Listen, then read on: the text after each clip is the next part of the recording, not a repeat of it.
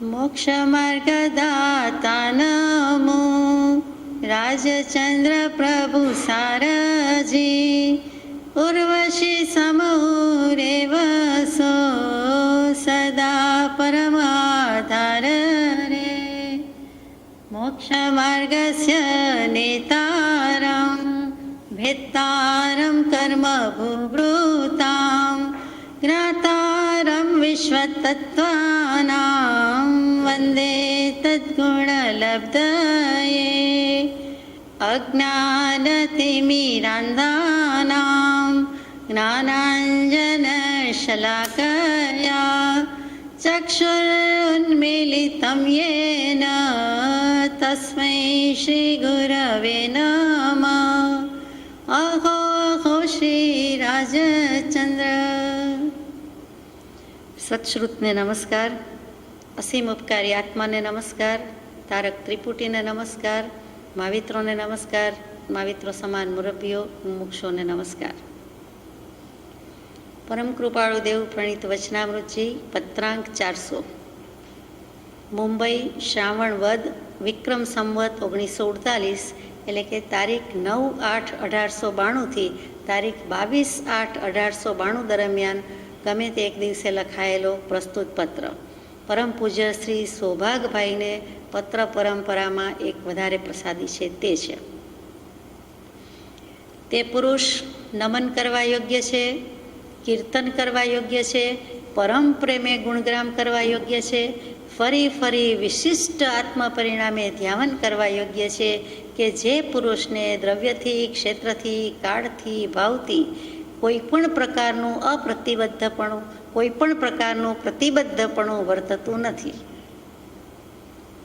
આટલું આપણે વિચાર કરીએ, પ્રયત્ન કરીએ. તે પુરુષ નમન કરવા યોગ્ય છે. કયો પુરુષ? પુરુષ કહેતા આત્મા.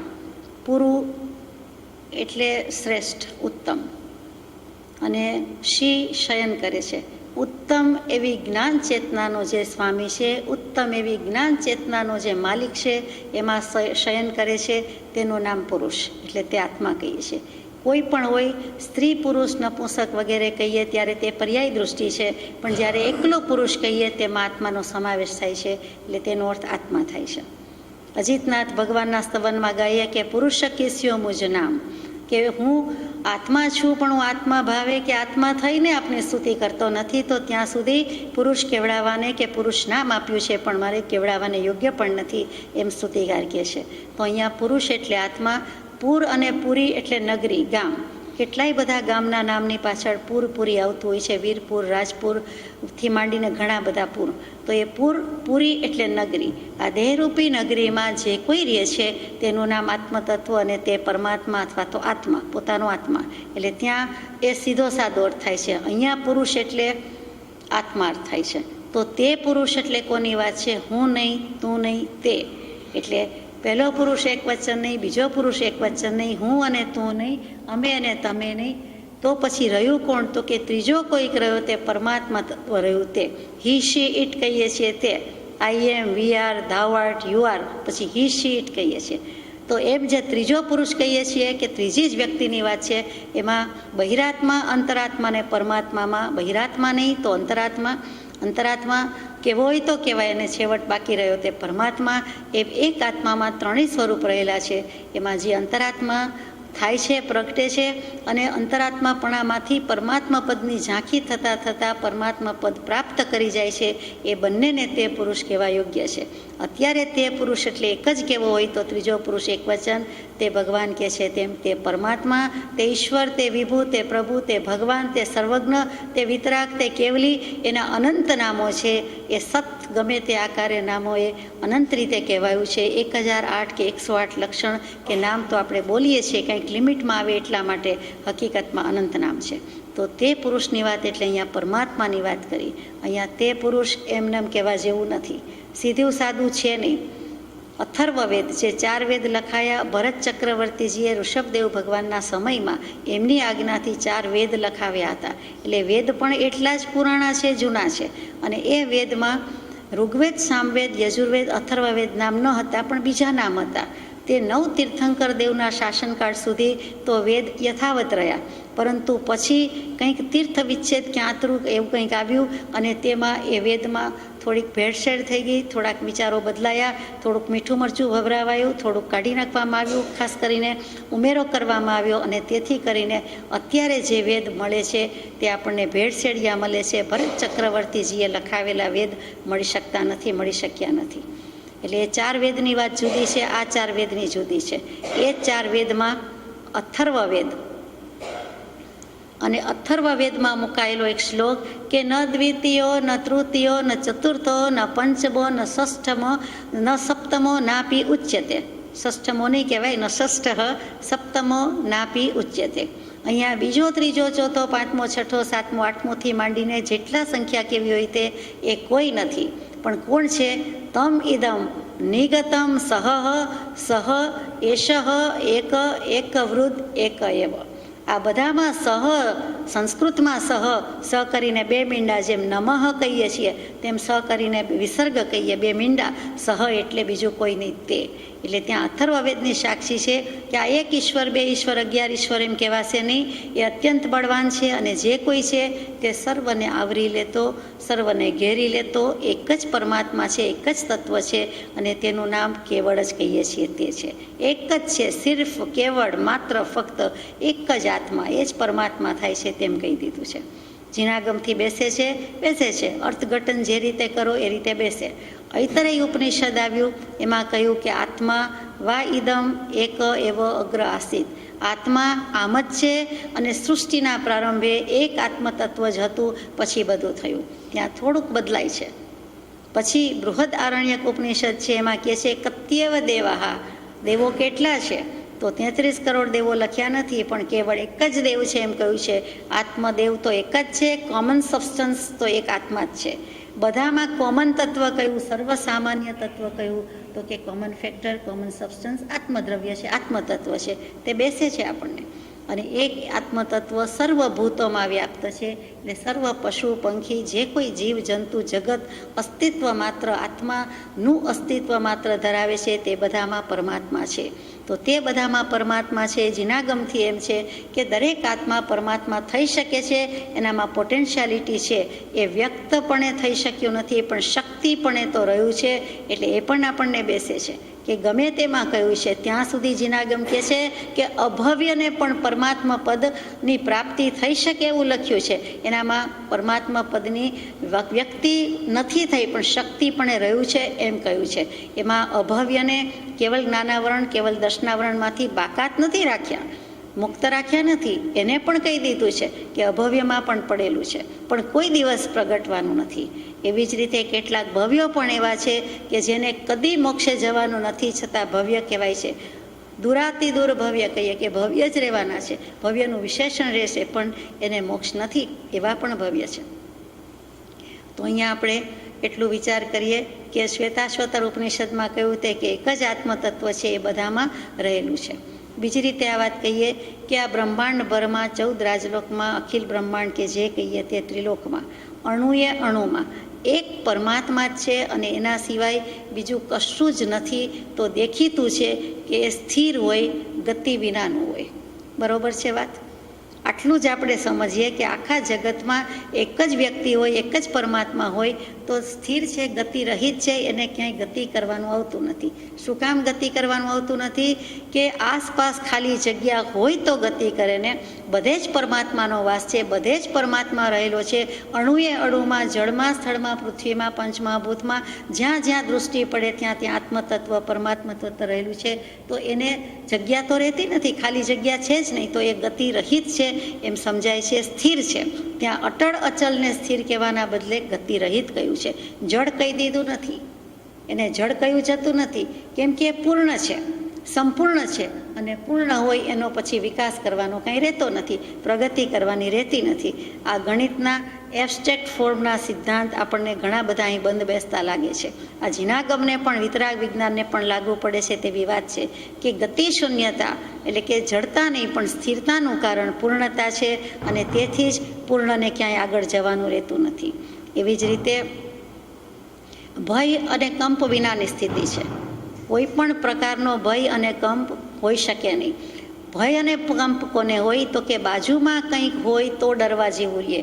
બીજી વ્યક્તિ હોય, બીજી વસ્તુ હોય તો એનાથી ભય થાય, વિકાર થાય, આત્મપ્રદેશો કંપી ઉઠે. એવું પણ કાંઈ રહેતું નથી જો એક જ તત્વ હોય તો. એટલે ત્યાં એ નિર્વિકાર બની રહે છે. આ કોની વાત ચાલે છે તો કે પરમાત્મા તત્વની વાત ચાલે છે.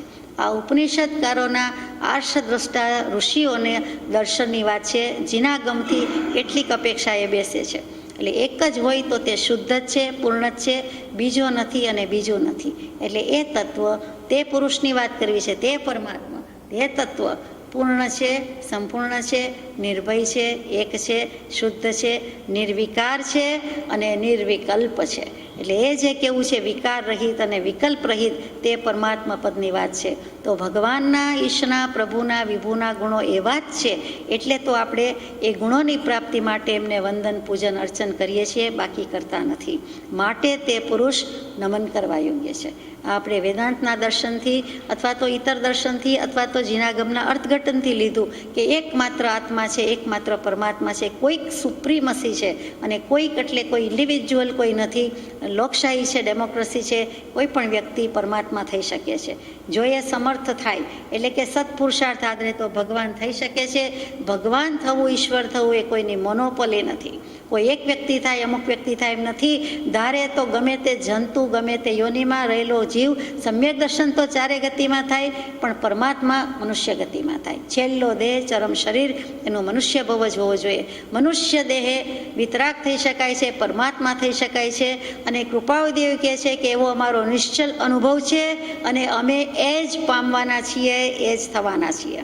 એમ મનુષ્ય હોવા છતાં પર વિતરાગ થવાના છીએ, પરમાત્મા થવાના છીએ. મનુષ્ય મટી અને સત્પુરુષ થાય છે, પરમેશ્વર થાય છે. એ સ્મૃતિમાં રાખવા યોગ્ય મહાવાક્યમાં લખી દીધેલું છે. 10 મહાવાક્ય મોક્ષમાળામાં લખ્યા. એક જ પાઠ એમાં 10 મહાવાક્ય. એમાં પણ લખ્યું કે મનુષ્ય મટીને પરમેશ્વર થઈ શકે છે, પરમેશ્વર છે. કેમ કે એનામાં પરમેશ્વરત્વ, પરમાત્માપણું રહેલું જ છે અને એને પ્રગટાવવાનું જ બાકી રહેશે. તો અહીંયા તે પુરુષ કહેતા તે પુરુષની જ વાત છે. આપણે પણ તે પુરુષ જ બોલીએ છીએ. આ વૈદિક દર્શનથી વાત હતી. સાથે સાથે જીનાગમનું અર્થઘટન બીજી રીતે જુઓ. પરમાત્મા 25 કોઈ શાસ્ત્ર કરતા પૂર્વાચાર્યએ લખ્યું છે, બહુ મજાનું છે. એમાં સહ શબ્દ જ કેટલી બધી વાર આવે છે. એના 2-4 શ્લોકની વાત લઉં તો સહ એવ પરમમ બ્રહ્મ સહ એવ જીનપુંગવ. ધીમે ધીમે એ જ પરબ્રહ્મ કે પરમ બ્રહ્મ છે. એટલે કે પર અને બ્રહ્મ, બ્રહ્મ એટલે આત્મા, પર એટલે પરમ. તો પરબ્રહ્મ કહેતા પરમાત્મા, પરમાત્મા. તો એ સહ એવ પરમમ બ્રહ્મ સહ એવ જીનપુંગવ. જીનપુંગવ, પુંગવ એટલે શ્રેષ્ઠ અને જીન એટલે જીન.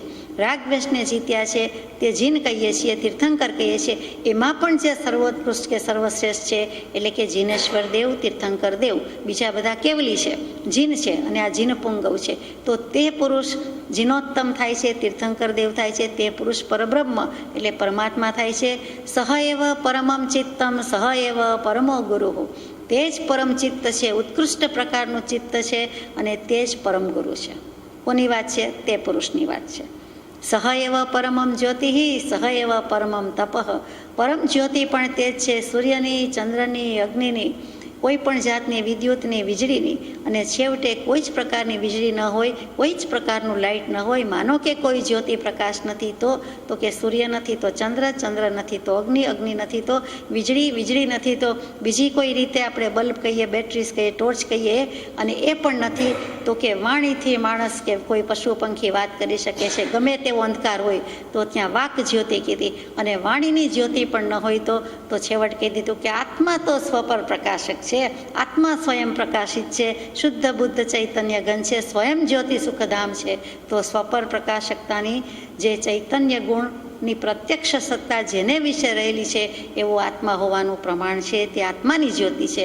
તો એ નિરંતર જ્યોતિ છે અને એ જ આત્મા પરમાત્મા થાય છે. એટલે પરમ પ્રકાશનો દેનારો થાય છે જેનામાં તો કે સહ એવ તે પુરુષ પરમાત્મા છે, પરમ જ્યોતિ સ્વરૂપ છે. સહ એવ પરમમ તપઃ. ઉત્કૃષ્ટમાં ઉત્કૃષ્ટ તપ એનું છે, તે પુરુષનું છે. કેમ કે સ્વરૂપમાં તપે છે. આખા પ્રવચન સારનો જ્ઞાન અધિકાર, જ્ઞેય અધિકાર એનો અંશ, સારાંશ શું? તો કે જે કંઈ છે તે પરમાત્મા છે અને જે કંઈ છે તે સ્વરૂપમાં તપે છે. ગમે ત્યાંથી તપો તપો તપો શું તો કે તપસ્વી થાવ, બાહ્ય તપ નહીં, અંતરંગ પરિણતિ સ્વરૂપનું પ્રતપન કરવું તે તપ. અને તે કરે છે, કોણ કરે છે? તે પુરુષ, તે પરમ તપ છે. સહ એવ પરમમ ધ્યાનમ, ઉત્કૃષ્ટ ધ્યાન, પરમ ધ્યાન પણ તેનું જ છે. અને સહ એવ પરમાત્મકમ, એ પરમાત્માપણું છે એનામાં, એટલે પરમાત્મા છે એમ કહેવા કરતાં પરમાત્માપણું છે, પરમાત્મા કમ, પરમાત્મા ભાવ છે. સહ એવ સર્વ કલ્યાણમ, બધાનું કલ્યાણ કરનારો પણ એ છે અને કલ્યાણ રૂપ પણ એ છે. સહ એવ સુખ ભાજનમ, એ જ સુખનો ભોગતા છે, આત્માના સુખનો ભોગતા છે, સુખનું ભાજન છે, સુખનું પાત્ર છે, ઠામ છે, આધાર છે, વાસણ છે, જે કયો તે ભાજન છે. સહ એવ શુદ્ધ ચિદ્રૂપમ, શુદ્ધ ચિદ્રૂપ પણ કોઈ કેવો હોય તો તે પુરુષ છે.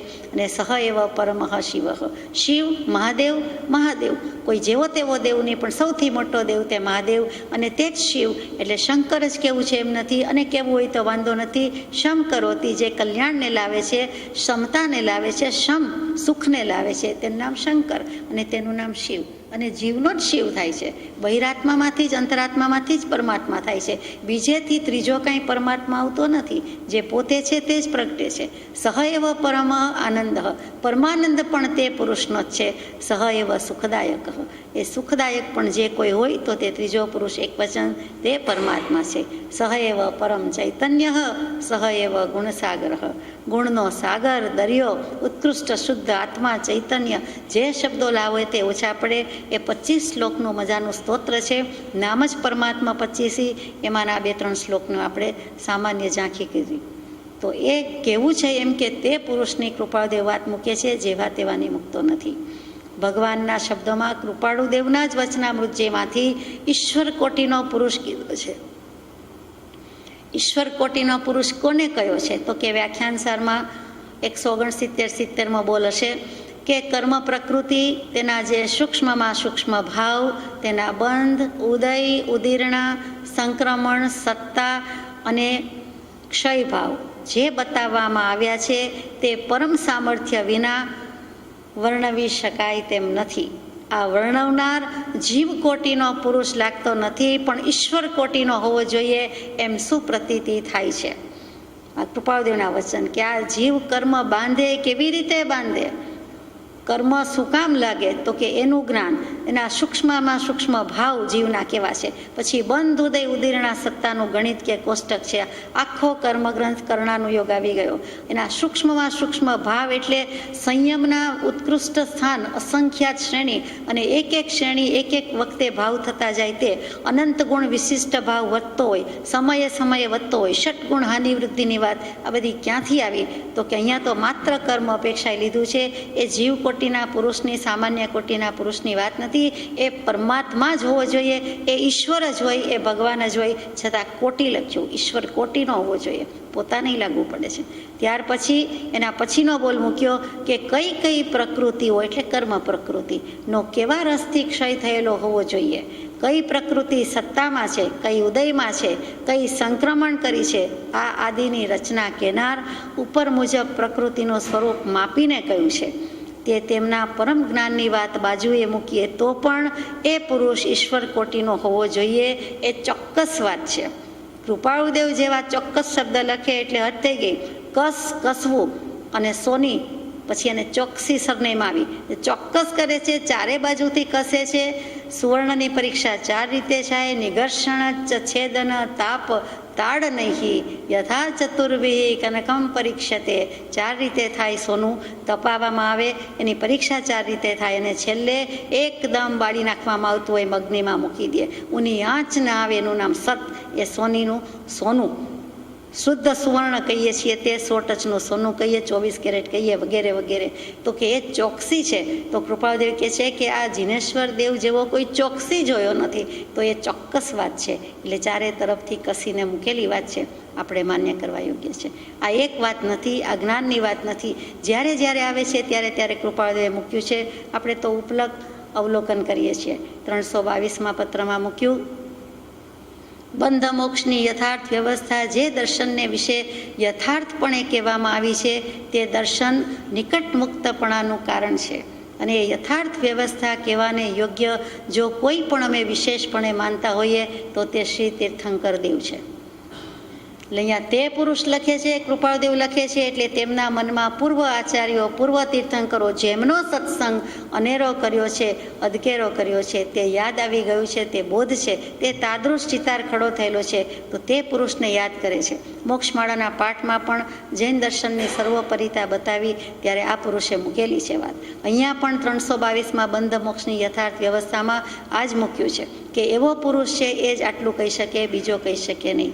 આગળ જઈએ એ જ પત્રમાં 322માં કે એ જે તીર્થંકર દેવનો અંતર આશય કહેતા અભિપ્રાય, અને અભિપ્રાય શબ્દનું અધ્યાત્મશાસ્ત્રમાં અનેરું મહત્ત્વ છે.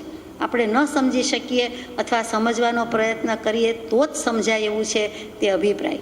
આપણો અભિપ્રાય, આપણો આશય, આપણો દૃષ્ટિકોણ, આપણું દૃષ્ટિબિંદુ, આપણો એંગલ એ જુદી વાત થઈ. જ્ઞાનીનો અભિપ્રાય શું છે, જ્ઞાનીનો અંતરાશય શું છે, એ બહુ મોટી વાત છે. અને અહીંયા અભિપ્રાયમાં શું કહી દીધું કે એવા જ્ઞાની પુરુષ એટલે કે તીર્થંકર દેવ, એનો અંતરાશય તે પ્રાયે મુખ્યપણે અત્યારે કોઈને વિશે આ ક્ષેત્રે હોય તો તે અમે હોઈશું એમ અમને દૃઢ કરીને ભાસે છે. પરમ કૃપાળુદેવ પોતે લખે છે, એમનું શબ્દસહ આપણે વાંચી રહ્યા છીએ કે 322માં પત્રમાં આગળ એમ કહ્યું છે કે એવા તીર્થંકર દેવનો અંતરાશય લઈને કોણ આવ્યું છે તો કોઈના વિશે જો આ ક્ષેત્રમાં એટલે ભરત ક્ષેત્રની દક્ષિણ બાજુ, આ દક્ષિણ ભરત ક્ષેત્રમાં આપણે જીવી રહ્યા છીએ, જન્મ્યા છીએ, તો ભરત ક્ષેત્ર, ઐરાવત ક્ષેત્ર, મહાવિદે ક્ષેત્ર, 5 ભરત, 5 ઐરાવિત, 5 મહાવિદે, એમાં આ 15 કર્મભૂમિમાં જ હોય બધું. એમાં ભરત ક્ષેત્ર 5, એમાં આપણું દક્ષિણવાળું ભરત ક્ષેત્ર, દક્ષિણ ભરત ક્ષેત્ર, અને એમાં આ ક્ષેત્ર કયું કોઈ હોય તો અમે હોઈશું એમ અમને જેવું તેવું ભાસે છે, લાગે છે, ભાસ થાય છે નહીં, દૃઢ કરીને ભાસે છે. અને આપણે જ્યારે ભાસે છે કહીએ છીએ ત્યારે ઝાંખું પાંખું દેખાતું હોય તો કહીએ કે આવો કંઈક ભાસ થયો, કોઈ માણસ ગયું કે ચકલું ગયું ખબર નહીં, કે ઝાડ ઊભું છે કે માણસ ઊભું છે ખબર નહીં, ભાસ થાય છે. એવા અધકચરા ભાસ નહીં. અહીંયા કૃપાળુદેવનું ભાસ એટલે ભા એટલે પ્રકાશવું. આમ અમને આત્મામાં પ્રકાશ પડે છે, આમ દેખાય છે, આમ જણાય છે, અમને સ્પષ્ટપણે લાગે છે, એનું નામ ભાસ છે. ભાસ્યો દેહાધ્યાસથી ને ભાસ્યો આગળ જે નિજ સ્વરૂપ આવે છે તે ભાસની વાત છે. અહીંયા આભાસની વાત નથી. આપણે માનીએ છીએ તે ભાસ નથી, કૃપાળુદેવનો ભાસ છે. એટલે કે એમને સ્પષ્ટપણે, દૃઢપણે એમ લાગે છે. આગળ કારણ મૂક્યું કે કેમ અમને લાગે છે કે તીર્થંકર દેવનો અંતરાશય અભિપ્રાય અમે જાણીએ છીએ તો કે કારણ કે અમારું જે અનુભવ જ્ઞાન અને તેનું જે ફળ તે વિતરાગપણું છે, અને તે વિતરાગનું કહેલું જે શ્રુત જ્ઞાન તે પણ તે જ પરિણામનું કારણ લાગે છે. માટે અમે તેના અનુયાયી છીએ, ખરા અનુયાયી છીએ, સાચા અનુયાયી છીએ. એટલે કૃપાળુદેવ કહી શક્યા કે અમે મહાવીર સ્વામીને ફોલો કરી રહ્યા છીએ, ત્યારે પણ કરતા હતા, પણ કંઈક નહીં જેવી કચાશ કે લઘુશંકા જેટલો પ્રમાદ. અને આજે તો કે આજે પણ અમે એ જ બોધ લઈને આવ્યા છીએ અને એ જ દશા કરવાની છે. માટે કૃપાળુદેવ કહી શક્યા છે, ખુમારીથી કહી શક્યા છે. એનો ખુમાર જ જુદો છે અને એ આખી વાત જ અલગ થઈ જાય છે.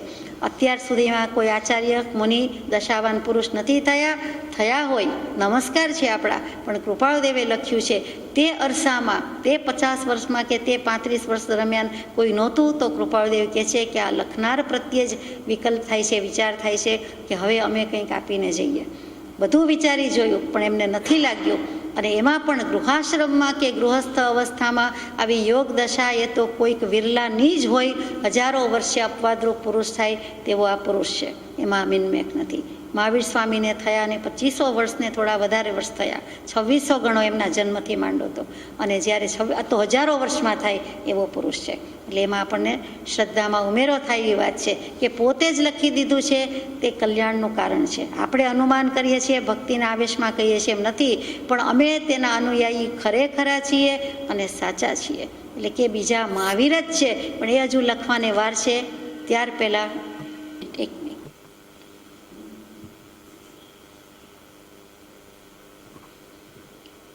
52માં પત્રમાં કૃપાળુદેવે મૂક્યું કે જેના એક રોમમાં કિંચિત પણ અજ્ઞાન, મોહ કે અસમાધિ રહી નથી. ફરીથી, જેના એક પણ રોમમાં કિંચિત પણ અજ્ઞાન, મોહ કે અસમાધિ રહી નથી, તે સત્પુરુષના વચન અને બોધ માટે મારે કંઈ પણ નહીં કહી શકતા. તેના જ વચનમાં પ્રશસ્ત ભાવે પુનઃ પુનઃ પ્રસક્ત થવું એ પણ આપણું સર્વોત્તમ શ્રેય છે. કૃપાળુદેવ યાદ કરે છે મહાવીર સ્વામીનો બોધ, કોઈ પણ તીર્થંકર દેવનો બોધ. એમને ચંદ્રપ્રભ સ્વામી સાથેનું અનુસંધાન હોય તો તે પણ યાદ આવ્યું છે. મહાવીર સ્વામીની તો છેલ્લી વાત છે એટલે એ પણ યાદ છે કે એવા પુરુષનો કે જેમાં એના રોમ રૂવાટામાં ક્યાંય નથી રહ્યું, એટલે કિંચિત માત્ર સહેજ માત્ર પણ કંઈ રહ્યું નથી, માત્ર સહયોગી જીન સ્વરૂપે વિચરી રહ્યા છે અને અઘાતી કર્મો પૂરા થાય એટલે સિદ્ધશિલા પર પ્રવેશ કરશે એમ કરીને યાદ કર્યું છે. તો એના વિશે હું કાંઈ કહી શકતો નથી. તે સ્વરૂપને અન્ય વાણી તે શું કહે, અનુભવ ગોચર માત્ર રહ્યું તે જ્ઞાન જો. તો એ આત્મ સ્વરૂપ વિશે અન્ય કહી નહીં શકતા. તેમના જ વચનમાં પ્રશસ્ત ભાવે પુનઃ પુનઃ પ્રસક્ત થવું એ પણ આપણું સર્વોત્તમ શ્રેય છે. બીજું કંઈ ન થાય તો એ ભગવાનના ગુણગ્રામ થાય, એ ભગવાનના સ્વરૂપની વાત થાય. એમાં પ્રશસ્ત ભાવ જો થોડો ઘણો રાખી શકીએ, પ્રશસ્ત કહેતા પ્રશંસા કરવા યોગ્ય શુભ ભાવ પણ ખરો અને શુદ્ધ ભાવ પણ ખરો, કે બીજે પોતાના શુદ્ધાત્મ ભાવમાં કે શુદ્ધ ઉપયોગમાં ન આવી શકે ત્યાં સુધી અવલંબન લીધું છે જેનું તે, એટલે વ્યવહારથી જે શરણા લીધા છે એના પ્રત્યે જો શુભ ભાવ હોય કે શુદ્ધ ભાવ હોય તો પણ ખોટું નથી. એ શુદ્ધ ભાવ થતાં પોતાના એટલે કે નિજ આત્મા પ્રત્યે પણ શુદ્ધ ભાવ આવવાનો જ છે. એટલા માટે એમનું અવલંબન લેવાનું કહ્યું. એટલું જ નહીં, અહો સત્પુરુષના વચનામૃત મુદ્રા સત્સમાગમ, એટલે તેમના વચનમાં પણ પુનઃ પુનઃ ફરી ફરી આસક્ત લખવાના બદલે લખે છે કે પ્રસક્ત થવું, એટલે કે શક્ય તેટલું કરી લેવું, પ્રકૃષ્ટપણે કરી લેવું અને એમાં જ બને એટલું ઓળઘોળ થઈ જવું, તે પ્રસક્ત થવું, અને તે આપણું શ્રેય છે, તે આપણું કલ્યાણ થઈ શકે. આગળ કહે છે શ્રી એની શૈલી, આપણે કહીએ શું એનો દેખાવ, શું એની વાત, શું એની વાણી, શું એનું જ્ઞાન, શું એનું કામ, શું એની રસોઈ વગેરે વગેરે કહેતા હોઈએ તો કૃપાળુદેવને થાય છે શ્રી એની શૈલી. શૈલી એટલે લખવા વાંચવાની સ્ટાઇલ એ નથી, પણ શીલ સ્વભાવ, પૈડી શીલ સહાવ ઇક્તિ એકાર્થ વાચક. ગોમટસાર જેવા પ્રકૃતિ, શીલ અને સ્વભાવ બધા પર્યાય શબ્દ છે. તો અહીંયા કયા શીલની વાત હોય તો કે ચારિત્ર અપેક્ષાએ કયો, ચરણાકરણાનું યોગની અપેક્ષાએ કયો તો જે આપણે 18,000 શિલાંગરથ કહીએ છીએ તે, કે ચારિત્ર ચક્રવર્તી, ચારિત્ર ચૂડામણી, કે બધા જ અંગ ખીલી ઉઠ્યા છે. એટલે કે જે કંઈ ચારિત્ર છે એમાં યથાખ્યાત ચારિત્ર સુધી પહોંચી ગયા છે. સામાયિક ચારિત્ર, સૂક્ષ્મ સંપ્રાય ચારિત્ર, છેદોપસ્થાપનીય, પરિહાર વિશુદ્ધ, અને છેલ્લું જે યથાખ્યાત કે ક્ષાયિક ચારિત્ર કહીએ છીએ તેનો ભોગી છે, તેને પ્રાપ્તિ કરી લીધી છે એવા કેવલજ્ઞાની ભગવાન, એવા તીર્થંકર દેવ હોય તો તે, નહીં તો જે કોઈ કેવલી ભગવાન છે તે બધા અર્યંત વિતરાગ પરમાત્માની વાત. શ્રી એની શૈલી એની તો હોય જ નહીં. કેવળ જ્ઞાન થયું હોય તો કેવળ નિજ સ્વભાવનું અખંડ વર્તે જ્ઞાન કહીએ, કેવળ જ્ઞાન તે દેહ છતાં નિર્વાણ. એટલે ત્યાં 18,000 શિલાંગરથ કહીએ છીએ, 18 સહસ્ર શિલાંગરથ દ્વારા પ્રતિક્રમણમાં બોલીએ છીએ તે. એટલે કે કોઈ દોષ રહ્યો નથી, ચારિત્રમાં કોઈ દોષ નથી, માત્ર દેહ છે ત્યાં સુધી ટકાવવાનો છે, એટલે કે આયુષ્ય છે ત્યાં સુધી દેહ છે, અને 4 અઘાતી કર્મો છે. ટૂંક સમયમાં 14મું ગુણસ્થાનક અને સિદ્ધશિલાને પ્રાપ્ત થશે. એવા પુરુષો સહયોગી જીન છે, સદેહે વિચરતા છે, દેહ છતાં દેહાતીત દશાવાન છે. તેની શૈલી, તેનો સ્વભાવ તો હોય જ ને. શીલ આચરણ કહીએ છીએ, તેનું આચરણ સમ્યક ચારિત્ર હોય જ. આવો જ્યાં શબ્દ આવી જાય, કેવલ જ્ઞાન, ક્ષાયિક ચારિત્ર, ક્ષાયિક ભાવ, યથાખ્યાત ચારિત્ર, આત્માને જેમ છે તેમ સાંગોપાંગ રીતે પૂર્ણપણે જાણી લીધો છે. લક્ષણથી, ગુણથી અને વેદનથી જે આત્મ સ્વરૂપ જાણી લીધું છે તે પુરુષની વાત કેવી હોય તો કે તે પુરુષ નમન કરવા યોગ્ય છે. એટલે કે તે પુરુષની વાત આપણે કરીએ છીએ. શ્રીયની શૈલી હજી કેવી છે? જ્યાં આત્માને વિકારમય થવાનો અનંતાંશ પણ રહ્યો નથી. કૃપાળુદેવના જ શબ્દો છે 52મા પત્રમાં. જ્યાં આત્માને વિકારમય થવાનો અનંતમો ભાગ, અનંતાંશ પણ રહ્યો નથી, ત્યાં વિકાર એટલે સાદી સીધી રાતે જે કહીએ છીએ સીધી સાદી રીતે તે ઇન્દ્રિયના વિષયનો વિકાર એમ કહેવું એ ઠીક છે, પણ ત્યાં વિભાવ પરિણતિ રહી નથી, કે વિભાવમાં જવાનો અનંતાંશ પણ રહ્યો નથી. યાને કે પૂર્ણ સ્વભાવ, સ્વભાવનું સંપૂર્ણ જ્ઞાન, સ્વાભાવિક જ્ઞાન, સંપૂર્ણ સ્વાભાવિક જ્ઞાન તે કેવલ જ્ઞાન, તે કૃપાળુદેવની અદ્ભુત વ્યાખ્યા છે. અને જ્ઞાની પુરુષોની એ જ હોય પણ આપણને શાસ્ત્રોમાં ઘણીવાર જડતી નથી.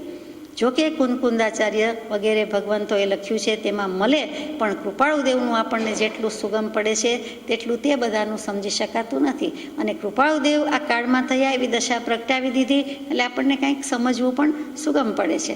તો તે સ્વાભાવિક જ્ઞાનની વાત કીધી, કેવળની જ સ્વભાવનું અખંડવર્તે જ્ઞાન કહ્યું. અને પાછું મંગલાચરણમાં જે ગાઈએ છીએ અહો સત્પુરુષના વચનામૃત, એમાં જે અપૂર્વ સ્વભાવ, નિર્વિકલ્પ સ્વભાવ, અયોગી સ્વભાવ, એટલે છેક છેવટ સુધીની વાત મૂકી દીધી છે. તે પરિપૂર્ણ સ્વભાવ જ્ઞાન છે અને તે જ્ઞાન મૂક્યું છે કે તે સ્વભાવ એટલે કે વિભાવમાં જવાનો અનંતમાં ભાગે પણ અંશ માત્ર અવિભાગ પ્રતિચ્છેદ શબ્દ પણ ઓછો પડે છે ત્યાં એ રહ્યો નથી. કોઈ હેતુ કારણ કે પ્રયોજન જ નથી. શુદ્ધ સ્ફટિક, ફીણ અને ચંદ્રથી ઉજ્જવલ એવા શુક્લ ધ્યાનની શ્રેણીથી પ્રવાહ રૂપે નીકળેલા તે નિર્ગ્રંથના પ્રવચનોની મને તમને ત્રિકાળ શ્રદ્ધા રહો. કૃપાળુદેવનું વચન છે એ શિયની શૈલી અને તે પ્રવચન એનું જ કહેવાય. યથાર્થ વક્તા અર્યંત પુરુષ કેવલી ભગવાન જ છે, બાકી તો બધા કહેવાની વાત છે. વાને પાણી છે, હવા પાણી કહીએ તેમ વાને પાણી, એની વાણી જ ખરી છે. તો એ યથાર્થ વક્તા હતો, તો એની શૈલી આવી હોય એમાં નવાઈ નથી. શિયની શૈલી એમાં કેટલા બધા વિષણ મૂકી દીધા. પેલું શુદ્ધ મૂકી દીધું, એમાં બધું આવી ગયું, છતાં બહુ લક્ષ થતો નથી. તો સ્ફટિક ક્રિસ્ટલ ક્લિયર કહે છે, તો ક્રિસ્ટલ કહેતા સમજાય કે આ બરોબર છે કે એની બાજુમાં અન્ય રંગ મુકાય છે તો એનું પ્રતિભાસવું થાય છે, પણ તે જુદું તે મય થઈ જતું નથી. એટલે એવી જ રીતે આત્માને સ્ફટિકની ઉપમા અપાય છે. અને એટલે જ આપણે સ્ફટિકના હાર, માળા ગમે ત્યાંથી લક્ષ થવા માટે બને એટલું ક્રિસ્ટલનું વાપરીએ છીએ. તો એ જે વાત છે તે શુદ્ધ સ્ફટિક, પછી ફીણ. સમુદ્ર ફીણ તો હજી ઓફ વ્હાઇટ હોય, પણ આ તો ફીણ કયા છે તે જુદા જ છે. પ્યોર વ્હાઇટ હોય તે ફીણ છે. અને એના ચંદ્ર પાછું કીધો, એ પણ પ્રમાણમાં એટલો વ્હાઇટ નથી, છતાં ચાંદનીને હિસાબે એની ઉપમા અપાય છે. તો કે શીતળતા, પવિત્રતાનો અહેસાસ કરાવે છે. આ રાજચંદ્ર ભગવાનની વાણી છે તો કે ચંદ્ર. તો ચંદ્રથી ઉજ્જવળ શુક્લ ધ્યાનની શ્રેણીથી નીકળેલા, પ્રવાહરૂપ નીકળેલા તે નિર્ગ્રંથના પવિત્ર વચનોની મને તમને ત્રિકાળ શ્રદ્ધા રહો. એટલે એ કહેવાનું તાત્પર્ય શું છે કે તે પુરુષ નમન કરવા યોગ્ય છે, તે પુરુષ કીર્તન કરવા યોગ્ય છે, અને તે પુરુષ ગુણગ્રામ કરવા યોગ્ય છે. એટલે તે પુરુષની વાત સમજવા માટે કહીએ કે જેની વાણી આવી શુદ્ધ હોય એ વ્યક્તિ આત્મા કેટલો શુદ્ધ હોય. એ આત્મા શુદ્ધ થયો હોય ત્યારે જ એની વાણી એટલી શુદ્ધતાને ભજતી હોય, નહીં તો કેવી રીતે બને? બંને વસ્તુ છે.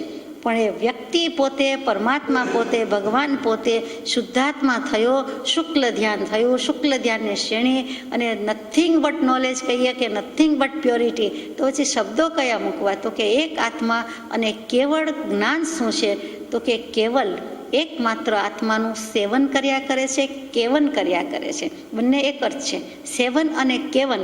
અને કેવન પરથી શબ્દ આવ્યો તે કેવલ, એટલે કેવલ જ્ઞાન છે. તો એકમાત્ર આત્માને સેવતું હોય, એમાં પછી એનું પરિણામ પણ આત્મા જ હોય ને બીજું શું હોય? જેનું સેવ્યું તેનું તે જ પરિણામ હોય. જે કારણ તે જ પરિણામ. કારણ પરમાત્મા, કાર્ય પરમાત્મા. કારણ સમયસાર, કાર્ય સમયસાર. તો એવા ભગવાનની વાત મૂકી છે કે તે પુરુષ. આ વાત જવા દઈએ, સ્વભાવની શીલની વાત જવા દઈએ. તો પછી કૃપાળુદેવે આપણને સમજાય તેમ આખા વચનામૃતજીમાં એક જ પત્રનું ટાઇટલ વચનામૃત. વચનામૃતજી અંતર્ગત પત્રાંક 21 એનું ટાઇટલ વચનામૃત, અને તેમાં 126 જેટલા વચનામૃત. એ 126 વચનમાં એક બોલ, મોટે ભાગે 104 પછીનો છે કે મારા વતી વીરને નિશંક ગણજો. વીર કહેતા મહાવીર. મારા વતી વીરને નિશંક ગણજો.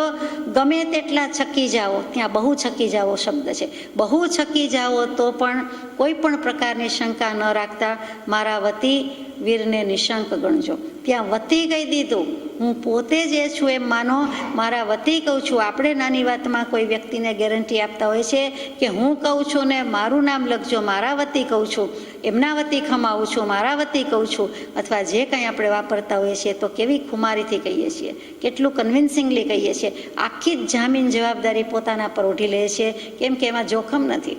અહીંયા કૃપાળદેવને પણ જોખમ લાગતું નથી, એટલે કહી શકે છે એવી દશા પ્રગટી હોવાથી કહે છે કે મારા વતી, મારામાં હું જે કહું છું એમાં અને મહાવીર ભગવાન કહી ગયા એમાં કોઈ ભેદ નથી. તો તમને મહાવીર સ્વામીનું કોઈ કારણથી ગળે ન ઉતરતું હોય કે તો થઈ ગયા ત્યારે લખ્યું હોય એમ થતું હોય તો મને કન્સિડર કરો, મારું ગણો, અને મારા પર વિશ્વાસ શ્રદ્ધા ન હોય તો પછી સવાલ રહેતો નથી, કહેવાનો નથી. એમ કહીને કહે છે કે તો મહાવીર સ્વામીનું માનો. વીરનું બોધેલું જે કાંઈ છે તે દ્રવ્યથી, ક્ષેત્રથી, કાળથી, ભાવથી યથા તથ્ય છે અને એ ભૂલવા જેવું નથી. એટલે પોતે મારાનો આગ્રહ રાખ્યો નથી પણ મહાવીર સ્વામીનો રાખ્યો છે. અને ત્યાં 21મા પત્રમાં પાછું આગળ વચન કહે છે, વચનામૃતજીમાં આગલું વચન એના પછીનું, ન્યાય મને બહુ પ્રિય છે. વીરની શૈલી એ જ ન્યાય છે, સમજવું દુર્લભ છે. ત્યાં ન્યાય કહી દીધું છે, ન્યાય અન્યાય, નીતિ અનીતિ એ પણ આવે, અને બીજી રીતે પણ ન્યાય કહીએ એટલે શૈલી, કે વીરની શૈલી, વીરનો ન્યાય, ઇન્સાફ જે મૂક્યો છે, ષટ દર્શન અથવા તો જેટલા દર્શન લાવો તેટલા, એ બધા વિચારી વાંચીને જ્યારે એમને લાગ્યું હોય કે વિતરાગ દર્શનની સુપ્રેમસી છે, કે સર્વોત્કૃષ્ટતા છે, એની નિરાગીતા છે, એની હિતસ્વીતા છે, અને સૌથી વધારે અગત્યનું પૂર્વાપર અવિરુદ્ધતા છે, તો એ માર્ક્સ આપી દીધા છે. એ વસ્તુ પણ અહીંયા એટલી જ લાગુ પડે છે કે મહાવીરનો ન્યાય, વીરનો ન્યાય, ન્યાય શૈલી, ન્યાય ઇન્સાફ, ન્યાય નીતિ, જે કયો તે બધું જ આવે. બીજા જેટલા અર્થ કરવા હોય એટલા થાય. અત્યારે આપણે એમાં જતા નથી. જીવને માર્ગ મળ્યો નથી એનું શું કારણ? 194માં પત્ર, કે એમાં જવાબ મૂકી દીધો કે ભાવ અપ્રતિબદ્ધતાથી નિરંતર વિચરે છે એવા સત્પુરુષો, ફરીથી ભાવ અપ્રતિબદ્ધતાથી નિરંતર વિચરે છે એવા સત્પુરુષો, તેના ચરણારવિંદ, તે પ્રત્યે અચળ પ્રેમ અને સમ્યક પ્રતીતિ આવ્યા વિના સત સ્વરૂપ મળવું દુર્લભ છે. સત સ્વરૂપની પ્રાપ્તિ થવી દુર્લભ છે. સ્વરૂપ તો છે જ, પણ સત રૂપે પ્રગટ થયું નથી, સત લાગતું નથી. આપણું સ્વરૂપ, આપણો સ્વભાવ આપણી પાસે જ છે, પણ એને સત વિદ્યમાનપણું, અસ્તિત્વ અને ભાન થવું, તો કે ભાનમાં આવતું નથી. જે ભાવભાસન થવું એ દુર્લભ. તો કે એ થવું જોઈએ. એ કેવી રીતે થાય? તો કે જે આવા સત્પુરુષો છે તે એના ચરણારવિંદ. કેવા સત્પુરુષો? ભાવ અપ્રતિબદ્ધતાથી નિરંતર વિચરે છે. આપણે સમજવું છે તે પુરુષ માટે લઈએ છીએ કે તેવા પુરુષો, તેના ચરણારવિંદ, તેના ચરણ કમળ, અને તેના પ્રત્યે અચળ પ્રેમ અને સમ્યક પ્રતિતિ. આજે આપણે કૃપાળદેવ પ્રત્યે અચળ પ્રેમ છે એમ કહી શકીએ છીએ, કૃપાળદેવ પ્રત્યે સમ્યક પ્રતીતિ છે એમ કહી શકીએ છીએ. જો કહી શકતા હોય તો તેવી દશા થવી જોઈએ, તેવી દશાવાન થઈ શકીએ તો કહેવાય કે અમને એટલો જ અચળ પ્રેમ છે, એટલી જ સમ્યક પ્રતીતિ છે. આપણે કીધેલું દીધેલું છે એમ નહીં, આપણે માની લઈએ બીજા જીવ કરતાં બરોબર કે ચાલો બીજાને નથી તો આપણને કંઈક છે, પણ યથાર્થ અથવા અહીંયા સમ્યક પ્રતીતિ એ તો દોયલી જ છે. અને અચળ પ્રેમ, દેવોના ડગાવ્યા ડગીએ નહીં, કે મારી નાખો, કટકા કરો, રોમરાઈમાં ગમે તે દર્દ આવે, રોગ આવે, કે ધનોત્પનોત થઈ જાય, લક્ષ્મી જતી રહે કે આવી જાય, કે જે થાય તે, પણ અહીંયા એકના બે થવું નથી. જે આ શ્રદ્ધા છે એ ત્રિકાળ શ્રદ્ધા, અને મને અને તમને અને આપણને સૌને હજો એનાથી વધારે અંજલિ બીજી શું હોઈ શકે? તો કે તો કંઈક પર્યુષણ જેવું લાગે, તો કંઈક સ્વાધ્યાય ભક્તિ જેવું લાગે કે તે પુરુષ નમન કરવા યોગ્ય છે. ગમે તેને ગમે ત્યાં આપણે નમન કરતા નથી. અહીંયા આપણે આગળ જવાનો પ્રયત્ન કરીએ કે આવા જે ભગવાન છે તે પુરુષ નમન કરવા યોગ્ય છે, તે પુરુષ કીર્તન કરવા યોગ્ય છે. અહીંયા નમન લીધું, કીર્તન લીધું, પછી પરમ પ્રેમે ગુણગ્રામ લીધા, અને ત્યાર પછી ચોથું લીધું ફરી વિશિષ્ટ આત્મ પરિણામે ધ્યાવન કરવા યોગ્ય છે.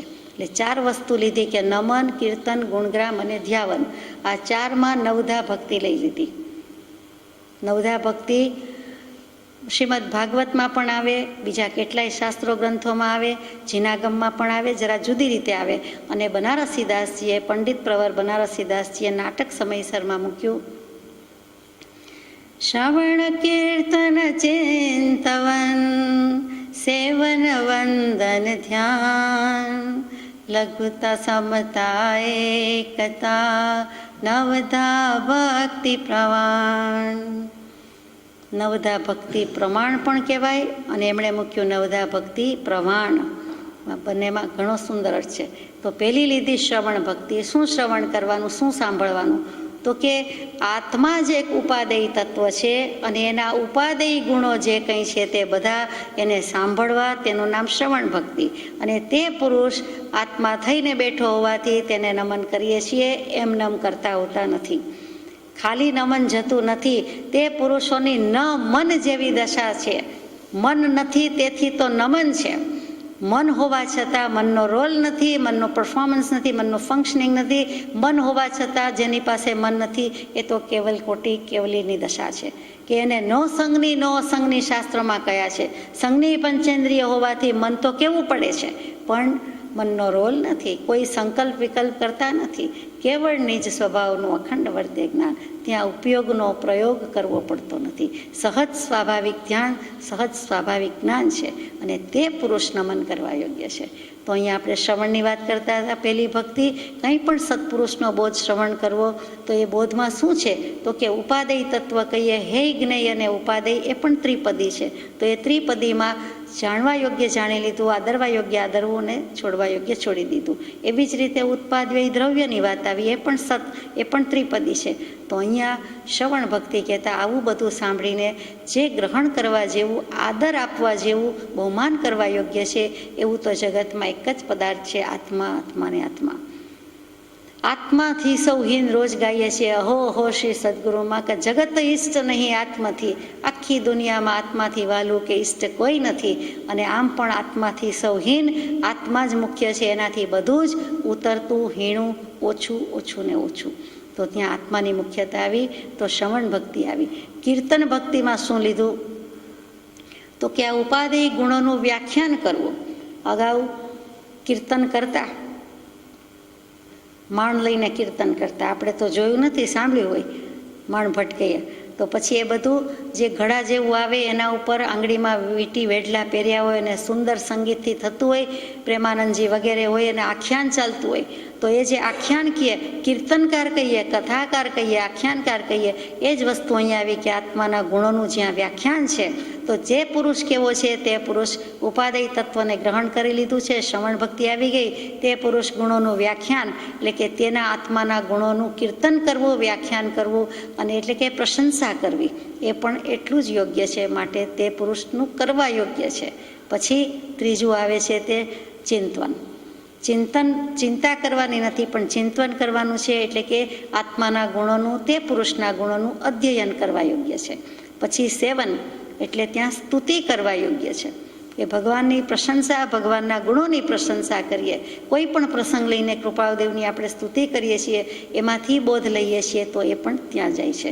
અને ત્યાર પછીનું મૂક્યું છે વંદન. વંદન તો સીધી સાદી વાત છે કે આપણે નમસ્કાર કરીએ છીએ, નમન કરીએ છીએ તે. પણ અહીંયા વંદન બનારસી દાસજી જુદી વાત મૂકે છે થોડીક, કે પહેલું ઉપાદેય ગુણોને કીધા શ્રવણમાં, પછી વ્યાખ્યાનમાં કીધું, વિચારમાં કીધું, અધ્યયન કીધું, અને પછી સ્તુતિમાં મૂક્યું. એટલે ત્યાં વંદન કરીએ છીએ એટલે શારીરિક વંદન હોય, પછી પંચાંગ નમસ્કાર હોય, સાષ્ટાંગ નમસ્કાર હોય, એની સાથે સાથે આપણે કંઈક સ્તુતિ બોલીએ છીએ તો તેને તેમાં લઈ લીધેલી છે. કેટલાક કોઈ નિશબ્દ રીતે નીરવ થઈને પણ બોલતા હોય છે, વંદન કરતા હોય છે. કાંઈ જ બોલવું નથી, કોઈ શ્લોકનું ઉચ્ચારણ નહીં, કોઈ જ મંગલાચરણ નહીં, કાંઈ જ નહીં, પણ ભગવાન પાસે એમ જ શાંત થવા માટે ઊભા રહે છે, બેસે છે. તો એ સ્તુતિ મનોમન છે, પણ છે તો ખરી જ આત્માના ગુણની જ સ્તુતિ છે. ત્યાર પછી ધ્યાન. ધ્યાન એટલે આત્મજ્ઞાન કે આત્માના ભાન વિના ધ્યાન હોઈ શકતું નથી. આપણે હમણાં જ ગાયું કે આ ધ્યાનનું સુખ કોણ અનુભવે, તો કે આત્માનો અનુભવ થઈ ગયો હોય પછીનું ધ્યાન છે, આત્માનું જ્ઞાન થઈ ગયું હોય પછીનું હોય તો બરાબર છે. ત્યાં સુધી શું કરવું તો કે ધ્યાન કહેતા સ્મરણ, યાદ રાખવું. એને ધ્યાનમાં લેવું એટલે લક્ષ્યમાં લેવું, ઉપયોગમાં લેવું, એને યાદ કર્યા કરીએ તો એ પણ ધ્યાન છે. એવું તો આપણે ધ્યાન કરતા જ હોઈએ છીએ, કોઈને કોઈ રીતે કરતા હોઈએ છીએ. તો આર્ત અને રૌદ્રને બદલે ધર્મ ધ્યાન કરીએ તો તે આવા ધર્માત્મા કે પરમ કૃપાળુ દેવ કે એવા ધર્મમૂર્તિ જેવા પુરુષનું ધ્યાન કરીએ, સ્મરણ કરીએ. અને ત્યાર પછી લઘુતા, સમતા, એકતા. લઘુતા કઈ તો કે ગર્વ ન કરવો, તે સમજાય કે હું ભક્તિ કરું છું, હું બહુ કરું છું, અથવા મારી આટલી કલાક તો આમાં જ જાય છે, એમ જે કાંઈ પણ થઈ જાય અથવા કોઈ પણ પ્રકારે થઈ જાય તો એ પણ ન થવા દેવો કે અમે તો તે પુરુષના ગુણગ્રામ જ ગાઈએ, અમે તો બહુ જ નમ્ર, અમે તો પામર, અમે તો હીન, એમ કરીને નમ્રતાનું પણ અભિમાન કરે તો એ કરવા જેવું નથી. એટલે ત્યાં લઘુતા, લઘુ લઘુને લઘુ જ રહેવાનું. પ્રભુ શ્રીજીએ દાખલો બેસાડ્યો કે અમે તો લઘુ જ છીએ, અમે તો લઘુનોય લઘુ, દિનતમ શિષ્ય, દિનમાંય દિનતમ, અને કિંકર દુષ્ટ દાસીના પ્રણામ લખે, તો એ બધી લઘુતા ભક્તિ છે. અને ત્યાર પછી સમતા. સમતામાં શું આવે? સીધી સાદી વાત છે, સમભાવ રાખવો.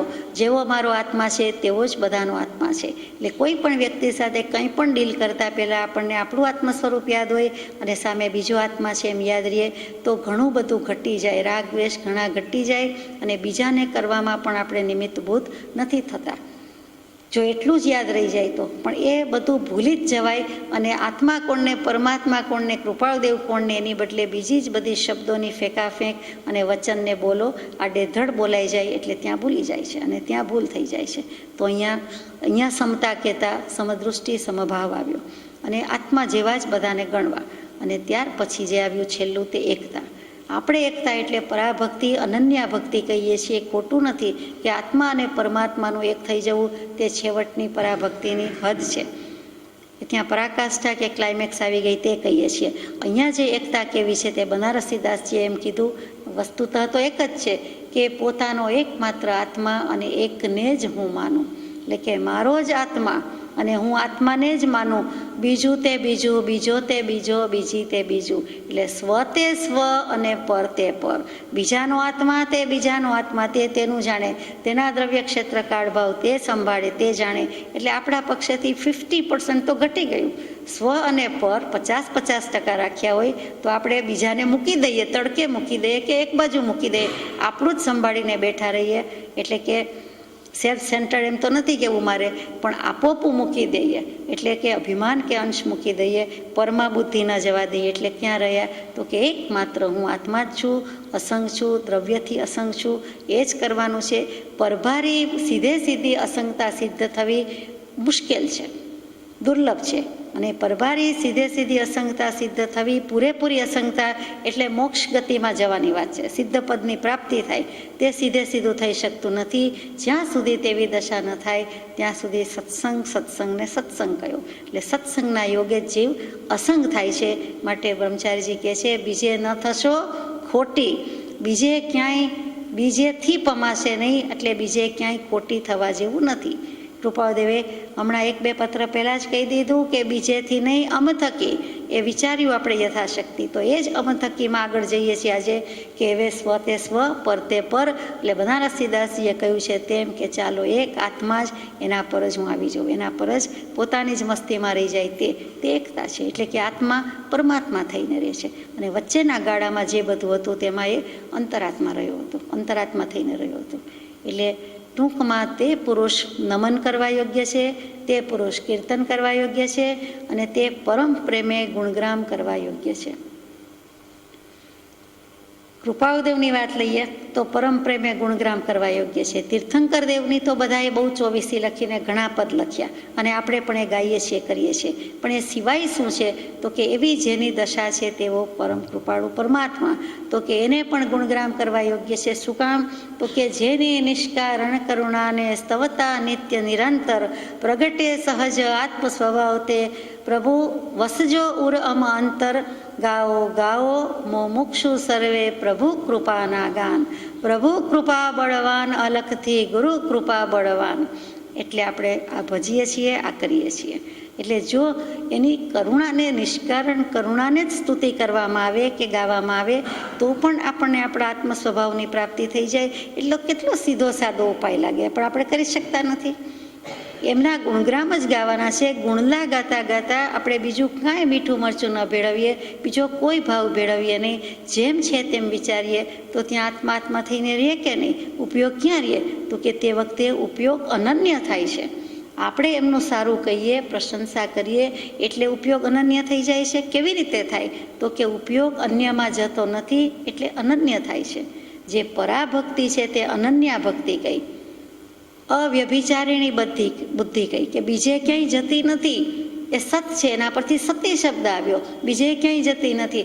તો આપણી આ દશા કે જેમાંથી ભગવાનને ભજતા ભજતા એની નિષ્કારણ કરુણા સ્તવતા સ્તવતા એના પ્રસંગોની ઉજમાળમાં આપણે ઉજળા ન થઈ જઈએ, થવા જોઈએ એમ કહે છે કે તે પરમ પ્રેમે વિશિષ્ટ ગુણગ્રામ કરવા યોગ્ય છે. પરમ પ્રેમે ગુણગ્રામ કરીએ પછી શું થાય? તો કે ફરી ફરી વિશિષ્ટ આત્મ પરિણામે ધ્યાન કરવા યોગ્ય છે. પુનઃ પુનઃ ફરી ફરી વિશિષ્ટ આત્મ પરિણામે ધ્યાન કરવા યોગ્ય છે. આ વિશિષ્ટ આત્મ પરિણામ કૃપાળુદેવે કઈ અપેક્ષાએ લખ્યું હશે? તો કે આપણે નવધા ભક્તિમાં નામ બોલી ગયા એમાંનો જ એક ભાવ 374માં પત્રમાં પરમ પૂજ્ય અંબાલાલભાઈને કૃપાળુદેવે એ પત્રમાં લખ્યું કે પરમ વિશિષ્ટ ભાવે અમે નમસ્કાર કરીએ છીએ. તીર્થંકર દેવને, તે સત્પુરુષને પરમ વિશિષ્ટ ભાવે નમસ્કાર કરીએ છીએ. અહીંયા એમ આવ્યું વિશિષ્ટ આત્મ પરિણામે ધ્યાન કરવા યોગ્ય છે. એટલે વિશિષ્ટ એટલે વેરી સ્પેશિયલ એમ કહીએ એના કરતાં અહીંયા એવું સમજાય છે કે શિષ્ટ ભાગાકાર કરે પછી શેષ વધે, ખરું? એમ શિષ્ટ કહે તો કે વિશિષ્ટ પરિણામ એટલે શિષ્ટ પુરુષ, શાસ્તા પુરુષ, આ શાસ્ત્ર કરતા પુરુષ, એના પછી શિષ્ટ ભાષા આવી, એમ શિષ્ટ કહીએ, શેષ વધે છે કહીએ તો વિશિષ્ટ. હવે એવું પરિણામ કે અમારો આત્માનું પરિણામ એકેય બાકી રહેતું નથી, અવશિષ્ટ વિશિષ્ટ. એટલે હવે આત્માનું પરિણામ આત્મામાં જ જાય છે. હવે કાંઈ વસ્તુ બાકી જ ન રહી. આપણે એક વસ્તુમાં બીજી વસ્તુમાં રેડતા હોઈએ, જગમાંથી મગમાં કે કપમાં રેડતા હોઈએ સમજવા માટે દૃષ્ટાંત, અને છેલ્લું ટીપું આવી જાય પછી એમ કહીએ હવે આમાં જરાય તેલ નથી, ચા નથી, દૂધ નથી, કોઈ જ્યુસ નથી, રસ નથી. એક ટીપું ન પડે ને, એટલું નીતરી જાય કે નીકળી જાય પછી કહીએ ને ખલાસ, બીજું કંઈ છે જ નહીં. તો એમ આત્માનું પરિણામ આત્મામાં જ જાય. એ પાણી એમાં જ જાય છે, પરમાર્થમાં જ જાય છે, આત્મભાવમાં જ પરિણમી જાય છે, ભાવ ભાષણ થઈ જાય છે. એની પાસે બીજું પરિણામ શું છે? પરિણમવાનું શું રહે છે બાકી? તો કે ત્યાં વિશિષ્ટ પરિણામ કહેવાય. એવું સમજાય છે કે વિશિષ્ટ અવશિષ્ટ જેમ કહીએ તેમ હવે કાંઈ બાકી રહેતું નથી. એટલે આત્માનો ઉપયોગ અનન્ય થાય છે, આત્માની પરિણતિ આત્મામાં રહે છે, તેનું નામ વિશિષ્ટ. ત્યાં અનન્ય શબ્દ નથી લખ્યો એવું સમજાય છે. કેમ કે એકતા ભક્તિથી લ્યો તો તે ધ્યાન કરવા યોગ્ય છે કે જે પુરુષને દ્રવ્ય ક્ષેત્ર કાળ ભાવથી પ્રતિબંધપણું નથી. એટલે આવો કંઈક અર્થ થતો હોવો જોઈએ કે વિશિષ્ટ ભાવે નમસ્કાર કરીએ છીએ, વિશિષ્ટ ભાવે ધ્યાન કરીએ છીએ. આ જ વસ્તુ કૃપાળુદેવ લખે છે. મુનિ સમાગમનો પાઠ એક બહુ શરૂઆતમાં આવી ગયો. એમાં 9 સિદ્ધાંત, 9 શેરી હાર માળા જે કયો તે મૂક્યું છે. કયા 9 સિદ્ધાંત છે? મધુબિંદુનું દૃષ્ટાંત છે તે મૂક્યું છે. ઉપર આભને નીચે ધરતી તો સારા કે બે વિશાળ છે, અસીમ છે, અને એમાં કોઈ બોધર કરનાર નથી, અવરોધ પમાડનાર નથી. પહેલામાં તો આ બાજુથી ઘોડા પર પેંગડામાં પગ મૂકે તોય જે પેલી કાચી તલવાર પડેલી છે, નગ્ન તલવાર, એ વાગી જાય એમ છે. આ બાજુથી અજગર મોઢું ફાડીને ઊભો છે, આ બાજુથી સિંહવાગની ગુફા હશે. એમ જ્યાં જુઓ ત્યાં બધી રીતે વિમાસણમાં છે. એ ચિત્ર ઘણા મંદિરજીમાં હોય છે, આપણે દર્શન કર્યા હશે.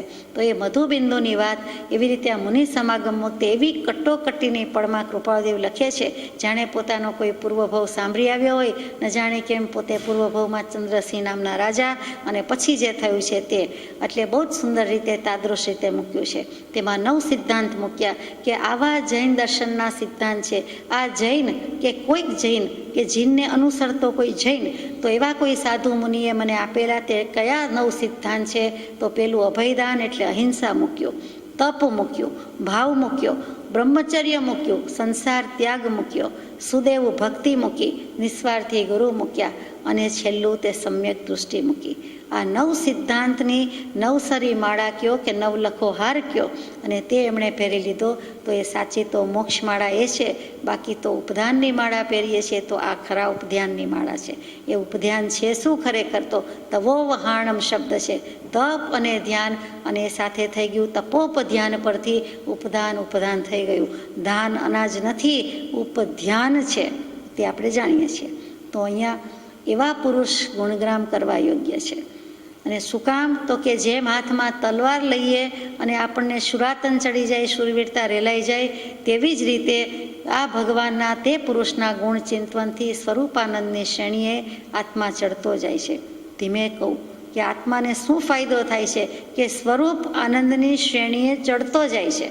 બોલવું તો નિસરણી 4 અક્ષર જ છે, પણ કેવું ફટફટ પગથિયા ચડી જઈએ. નિસરણી હોય ત્યાંથી લાવીએ પછી ઊભી રાખીએ, માંડીએ અને પછી ધીમે ધીમે હિંમત કરીને એક એક પગથિયું આગળ જતા જઈએ. પડવાની બીક લાગતી જાય અને કોક પડી પણ જાય, પણ નથી પડતા તેની વાત છે. પછી નિસરણી ઉપર આધાર છે. 2 પગથિયા વચ્ચે ઓછું ડિસ્ટન્સ હોય, ફાવે એવી હોય, અનુકૂળ હોય, આપણે પગલું રાખી શકીએ એવી હોય તો વાંધો નથી આવતો. એવું જ આ મોક્ષની નિસરણીનું છે, મોક્ષની સીડીનું છે. એ નિસરણી શબ્દ એ જ છે, નિહિશ્રેણી, નિહિશ્રેય સુખ, અને તેના પરથી આવ્યું તે નિસરણી.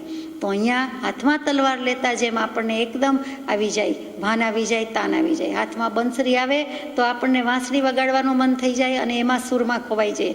તો એમ હાથમાં લેતા વસ્તુ જેમ થાય છે, હાથમાં દર્પણ અરીસો આવે અથવા અરીસાની સામે આપણે પહોંચી જઈએ તો તરત જ પ્રતિબિંબ પડે છે અને પોતાના સ્વરૂપનો ભાન થાય છે કે અહીંયા આટલું બરાબર છે, અહીંયા આટલું બરાબર નથી. તેવી જ રીતે આવા બધા તે પુરુષના ગુણચિંતવનથી સ્વરૂપાનંદની શ્રેણીએ આત્મા ચડતો જાય છે. જેમ દર્પણ હાથમાં લેતા મુખાકૃતિનું ભાન થાય છે, તેમ રિદ્ધિ અથવા તો જીનેશ્વર દેવના રૂપના ચિંતવન રૂપ દર્પણથી આત્મા જાગૃત થઈ જાય છે અને પોતાની સત્ય રિદ્ધિ સાંભળવા માટે મોહનિદ્રાથી જાગૃત થઈ જાય છે. અત્યાર સુધી સૂતેલો હતો, મોહનિદ્રામાં હતો, પણ મારા આત્માનું સ્વરૂપ આવું તો જાણ્યું જ નહોતું. કોઈ ભવે નહીં જાણ્યું હોય અથવા જાણ્યું હોય તો એને સંભાળીને રહ્યા નહીં, એને સાચવ્યું નહીં, અથવા તો એમાં ભાવ ન થયો, ભક્તિ ન થઈ, એમાં મશગુલ ન થયા, ગુલતાન ન થયા, ભૌતિકતામાં જ રહ્યા. શું કર્યું જીવે? તો કે પોતાની રીતિ, આત્માની અનંત શક્તિ બોલીએ છીએ પણ માનતા નથી. જો માન્યું હોય તો આ હાલ હોય નહીં. તો હવે કે છે કે હવે તો કે કૃપાદેવ કે સાપ જેમ મોરલીના નાદે જાગૃત થઈ જાય ને ડોલવા લાગે, એ ડોલતો લાગે પણ પછી કેવો એક સ્થિર થઈ જાય, એક લીન થઈ જાય, એક નિષ્ઠ થઈ જાય. એમ આપણે પણ આપણા આત્માની રીતિ સીધી સાંભળીને મોહનિદ્રાથી જાગૃત થઈને તેમ જ કરવાનું છે. જીનેશ્વરની ભક્તિ એટલે જ કરીએ છીએ. એ 13મા, 14મા, 15મા પાઠમાં કૃપાળુદેવે મોક્ષમાળામાં મૂકી દીધું છે કે જો શું કામ કોઈના ગુણની ભક્તિ કરવી જોઈએ? જો ભગવાન કાંઈ કરી શકતા નથી, સિદ્ધાલયમાંથી કરવા આવતા નથી, કોઈને ભલામણ આપણી કરતા નથી, આપણી ભલામણ કાંઈ ત્યાં પહોંચતી નથી, લાગવગ ચાલતી નથી, તો પછી તેમને વંદન પૂજન અર્ચન કરીને ફાયદો શું? એમની ભક્તિ કે ગુણલા ગાઈને ફાયદો શું? એક દ્રવ્ય બીજા દ્રવ્યને કાંઈ કરી શકતું નથી, તો પછી આપણે શું કામ એમનો સહારો અવલંબન લેવો? તો કૃપાદેવે લખ્યું કે તે પુરુષ નમન કરવા યોગ્ય છે, કીર્તન કરવા યોગ્ય છે. કે તે કરી શકતા નથી એમ નથી, કરી શકતા નથી એમ આપણે માનવાનું છે. હકીકતમાં આપણે એને ભજીએ છીએ, વંદન જોઈએ છીએ, પૂજીએ છીએ, એમના ગુણો જોઈએ છીએ, એટલે આપણામાં એ પ્રવેશ પામે છે. ગુણો તો છે જ, આપણને આપણા ગુણો પ્રગટ કરવાનું ભાન આવે છે કે મારામાં પણ આવા જ ગુણો છે. આત્માની અનંત શક્તિના ચમત્કાર તો આપણને ક્યાં ખબર નથી. એક જગ્યાએ દેહ છોડીને આત્મા જતો રહે છે, બધા જ સંબંધો છોડી દે છે, કાચી સેકન્ડમાં છોડી દે છે અને બીજે જન્મ લઈ લે છે. કોની શક્તિ? શું ત્રીજો કોઈ આવ્યો? કોઈ ભગવાન આવ્યો વચ્ચે? પોતાની જ શક્તિથી જે જગ્યાએ ખોડ્યું કે દેહ કે ઘર મૂક્યું ત્યાંથી નીકળી ગયો એ આત્મા પોતાની અનંત શક્તિથી જ બીજે જન્મ ધારણ કરે છે. બીજો કોઈ વચ્ચે આવતો નથી.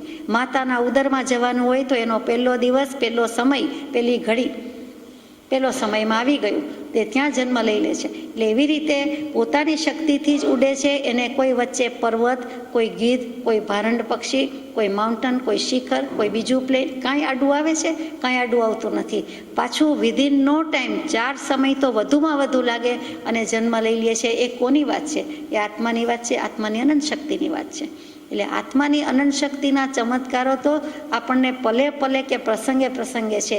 વ્યવહારમાં એના તરફ લક્ષ નથી, પણ આત્માની શક્તિ ન હોય તો કાંઈ થઈ શકે નહીં. 47 શક્તિ તો બહુ લિમિટમાં મૂકી કે અનંત શક્તિને કેવી રીતે સમાવી. એટલે કાંઈક નામ આપવું, કાંઈક સંખ્યા આપવી, યત્કિંચિત પ્રયાસ, બાકી તો એની અનંત શક્તિ છે. એમાં કોઈ નાય કહેતું નથી. ગમે તેવું જ્ઞાન થાય, પણ કેવલ જ્ઞાન ન થાય ત્યાં સુધી એ અનંત શક્તિમાં ઓછપ જ છે. પણ પેલી વ્યક્તિ તરીકે હતી તો કે ના, શક્તિ તરીકે તો કે પહેલાં પડ્યું હતું પણ પછી વ્યક્ત થાય છે ત્યારે કેવલ જ્ઞાન કહીએ.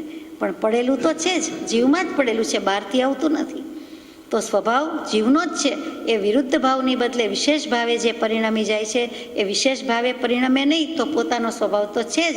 ભજીને ભગવંત ભવંત લહો, તે પુરુષની ભક્તિ કરવાની છે. જેને ભક્તિ ગ્રહો તરુ કલ્પ અહો, ભજીને ભગવંત ભવંત લહો. ભવાંત લહો લખ્યું નથી. ભવાંત એટલે મોક્ષ, ભવનો અંત. અહીંયા ભવંત છે તો કે ભવાન ભવંતૌ ભવંત, ભગવાન ભગવંતૌ ભગવંત, એમ સંસ્કૃતના રૂપ કહીએ તે ભવંત કહેતા કૃપાળુદેવ કેટલું વિનયસભર આપણને કહે છે કે આપ, તમે ભજીને ભગવંત, આપ ભગવાનને ભજીને ભવંત કરી લ્યો, મોક્ષ લઈ લ્યો. ત્યાં ભવંતનો અર્થ આપ પણ થાય કે તમે એવું કરો, એટલે ભવંત કહી દીધું છે. અને આપ એટલે આત્મા, આપ એટલે તમે, અને આપ એટલે જે કરવાનું છે તે પરમાત્મા કહીએ છીએ તે થઈ શકાય છે અને તે કરવાનું છે. પત્રમાં આગળ જઈએ તે પહેલાં હાથનોંધમાં કૃપાળુદેવે મૂક્યું છે કે જે જીવ સત્પુરુષના ગુણનો વિચાર ન કરે અને પોતાની કલ્પનાના આશ્રયે વર્તે તો તે જીવ સહજ માત્રમાં ભવવૃદ્ધિ ઉત્પન્ન કરે છે, કેમ કે અમર થવાને માટે ઝેર પીવે છે. કૃપાળુદેવ કહે છે કે જે જીવ આવું કરે છે, સત્પુરુષના ગુણનો વિચાર ન કરે પણ પોતાની કલ્પનાના આશ્રયે વર્તતો જાય, જે આજ સુધી કર્યું, અનંતકાળથી કરતા આવ્યા, તો સહજ માત્રમાં, સમય માત્રમાં ભવવૃદ્ધિ ઉત્પન્ન કરતો જાય છે અને અમર થવાને માટે ઝેર પીએ છે. એટલે કે મોટાઈ લેવા માટે હું અમર થઈ જાઉં, અમર પટ્ટો લઈને કોઈ આવ્યા નથી, પણ અમર થઈ જાઉં, કીર્તિવંત થઈ જાઉં, મોટો થઈ જાઉં, મહાન થઈ જાઉં, અને એમ કરતાં કરતાં એ હકીકતમાં તો ઝેર જ પીવે છે. અહીંયા આ પત્ર આટલો જ થાય છે, પણ તે પુરુષને દ્રવ્ય ક્ષેત્ર કાળભાવથી કોઈ પણ પ્રકારનું પ્રતિબદ્ધપણું વર્તું નથી. એટલે તીર્થંકર કોટીના કેવલ જ્ઞાની ભગવંતની વાત કે તેને કંઈ આવું વર્તું નથી, અને તે પુરુષ નમન કરવા યોગ્ય અને કીર્તન કરવા યોગ્ય, ગુણગ્રામ કરવા યોગ્ય, આત્મપરિણામે ધ્યાન કરવા યોગ્ય.